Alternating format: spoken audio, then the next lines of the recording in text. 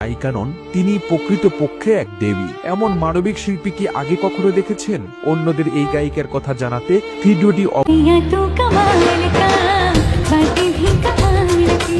স্টেজে উঠলেই একটাই কথা, আমার টাকা দরকার। এই সুন্দরী গায়িকা যা করেছেন শুনলে অবাক হবেন, কিন্তু এই টাকা তিনি নিজের জন্য নেন না। তাহলে এত পরিশ্রম করে রাত দিন খেয়ে না খেয়ে যা উপার্জন করেন তা যায় কোথায় জানেন? ইনি ভারতের বিখ্যাত গায়িকা পালক মুছল। ভারতের এই অসাধারণ গায়িকা কেবল নিজের জন্য গান করেন না, বরং প্রতি মুহূর্তে এক মহৎ উদ্দেশ্য নিয়ে কাজ করছেন। তার কনসার্ট থেকে যা উপার্জন হয় তা চলে যায় শিশুদের জীবন বাঁচানোর কাজে। 2912 बच्चों की सर्जरीज हो चुकी है।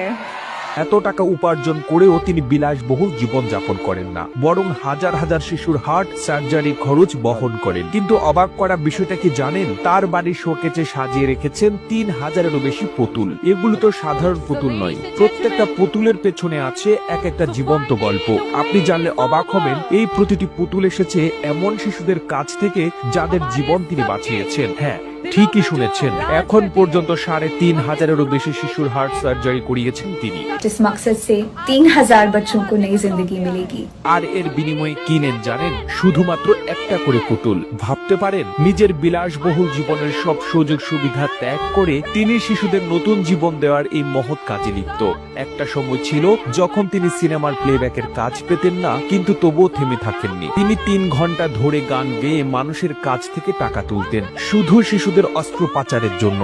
আজ যখন তার জনপ্রিয়তা তুঙ্গে, তখন তিনি নিজের উপার্জন বিলাসবহুল জীবনযাপনের জন্য নয়, বরং অসহায় শিশুদের জন্য ব্যয় করছেন। একটি কনসার্ট করলেই এখন 13 থেকে 14টি শিশুর হার্ট সার্জারি সম্ভব। তিনি বলেন, আমি ঈশ্বরের আশীর্বাদে শুধু একটি মাধ্যম। একদিকে তার সুরেলা কণ্ঠে জাদু, অন্যদিকে হৃদয় ছুঁয়ে যাওয়া এই মিশন। কি অসাধারণ! পালকের সাহায্য ছাড়া হয়তো এই শিশুরা আজ বেঁচেই থাকতো না। তাই তো মানুষ বলেন, পালক শুধু একজন গায়িকা নন, তিনি প্রকৃতপক্ষে এক দেবী। এমন মানবিক শিল্পী কি আগে কখনো দেখেছেন? অন্যদের এই গায়িকার কথা জানাতে ভিডিওটি অবশ্যই শেয়ার করুন, কারণ এমন কাহিনী একবার শুনলে আপনারও মনে হবে এই দেবীসম গায়িকাকে অন্তর থেকে।